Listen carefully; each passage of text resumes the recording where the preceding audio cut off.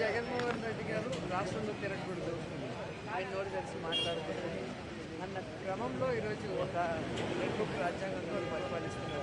విపక్ష నాయకుడిగా ఈరోజు ప్రభుత్వం చేసే తప్పులు ఎత్తి చూపించే బాధ్యత జగన్మోహన్ రెడ్డి గారికి.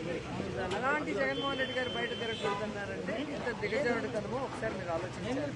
అండ్ మళ్ళీ చెప్తున్నాను, ఏదైతే జగన్మోహన్ రెడ్డి గారి కారు కింద మనిషి పడి చనిపోయాడని వీళ్ళు అబద్ధం చెప్తున్నారు, అది క్లియర్ కట్గా అబద్ధం అని రాష్ట్ర ప్రజలందరికీ తెలుసు. ఎందుకంటే జూన్ 18వ తేదీ ఎస్పీ గారు క్లియర్ కట్గా కార్ నంబర్తో సహా చెప్పారు ప్రైవేట్ వెహికల్ అని చెప్పి.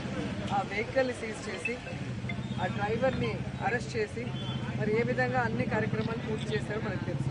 అలాంటిది జూన్ 22కి ఎలా మారిపోతుంది జగన్ గారి కారు అని?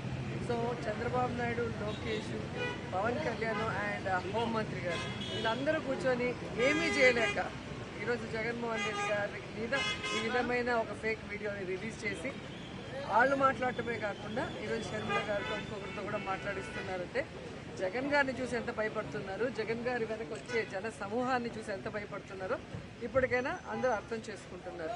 ఒకటే నేను చంద్రబాబు నాయుడు గారికి చెప్తున్నా, మీరు ప్రజలకు ఇచ్చిన హామీలు కనుక కరెక్ట్గా నెరవేరిస్తే, మీరు ప్రజలకు చెప్పిన అభివృద్ధిని చేస్తే ఎందుకు భయపడాలి జగన్మోహన్ రెడ్డి గారిని చూసి?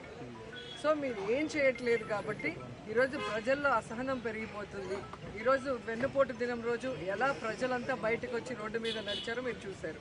అలాగే అన్న రాప్తాడు వెళ్ళినా, పొదిలి వెళ్ళినా, సత్తెనపల్లి వెళ్ళినా, లేదా మొన్న ఎక్కడికి వెళ్ళినా, తెనాలికి వెళ్ళినా ప్రజలు ఎలా పరుగులు తీస్తూ పొలాల్లో, రోడ్లలో పోలీసులు తరుపుతున్నా కూడా ఆ అభిమానంతో రావడం చూసి ఇక కూటమి ప్రభుత్వానికి నూకలు చెల్లాయని అర్థమైంది. కాబట్టి ఈరోజు భయపెట్టే విధంగా జగన్మోహన్ రెడ్డి గారిని ఈ కారు తీసుకువెళ్ళటం అనేది మనం గమనిస్తున్నాం. సో దమ్ము ధైర్యం ఉన్న వ్యక్తి జగన్మోహన్ రెడ్డి గారు. వీళ్ళు కారు తీసుకెళ్తే భయపడి ఆగిపోయేవాడు కాదు.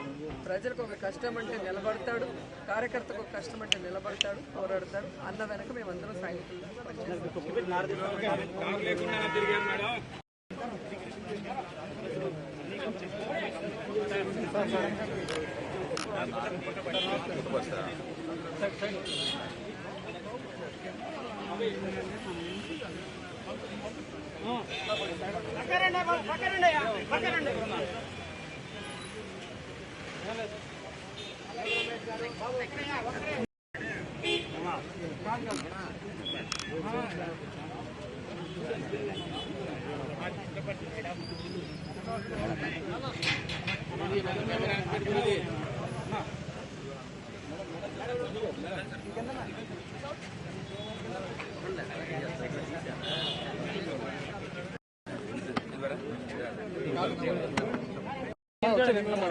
ఎట్లా